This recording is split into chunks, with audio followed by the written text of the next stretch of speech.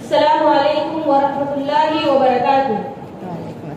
نحمده ونصلي على رسوله الكريم اما بعد فاعوذ باللہ من الشیطان الرجیم بسم اللہ الرحمن الرحیم واعتصموا بحبل اللہ جميعا ولا تفرقوا. محترم صدر اجلاس، مہمانان خصوصی، ذمہ داران مدرسہ اور عزیز سامعین و سامعات، آج میرا موضوع ہے اتحاد و اتفاق. یہ کوئی چھوٹی بات نہیں بلکہ امت مسلمہ کی بقا اور کامیابی اسی میں بسی ہوئی ہے. افسوس کے ساتھ کہنا پڑتا ہے کہ آج امت اختلافات میں بٹ چکی ہے.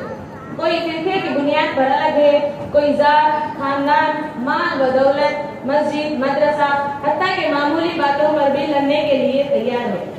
یہ اختلافات ہمارے کمزوری کی باعث ہے، جبکہ اللہ کا حکم ہے کہ ہم سب مل کر اللہ کی رسی کو مضبوطی سے تھامیں اور اس میں کوئی تفرقہ مت ڈالیں. آئے ہم صحابہ کرام کی زندگیوں سے سبق لیں. ان میں بلال حبشی رضی اللہ عنہ تھے جو حبشہ سے آئے تھے. ان میں سلمان فارسی رضی اللہ عنہ تھے جو فارس سے تعلق رکھتے تھے.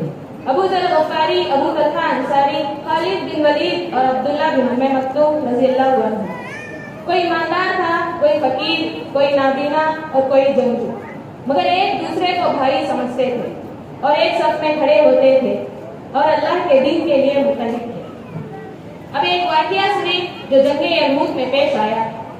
حضرت جہم بن حذیفہ رضی اللہ عنہ فرماتے ہیں کہ میں اپنے جنگ کے میدان میں اپنے چچازاد بھائی کو تلاش کر رہا تھا کہ وہ زخمی ہو چکے تھے. میں پانی کا مشکزہ لے کر ان کے پاس پہنچا کہ شاید وہ پیاسے ہوں. جب میں ان کے قریب پہنچا تو دیکھا کہ وہ آخری سانس لے رہے تھے. میں نے کہا کیا پانی پلاؤں؟ انہوں نے ہاں میں اشارہ کیا، لیکن اتنے میں ہی ایک اور زخمی کی آواز سنائی. انہوں نے کہا پہلے اس کو پانی دو. جب میں اس دوسرے زخمی کے پاس گیا تو دیکھا کہ وہ ہشام بن عاص رضی اللہ عنہ تھے. جیسے ہی میں ان کے قریب پہنچا تو دیکھا یہ تیسری زخمی کی آواز سنائی.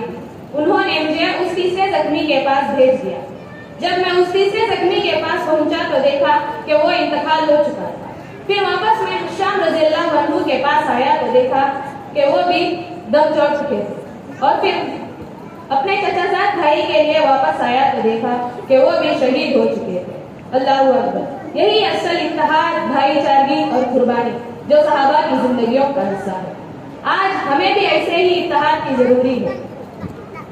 چھوٹے چھوٹے باتوں پر جھگڑوں کو چھوڑ کر امت مسلمہ اور کامیابی اسلام کی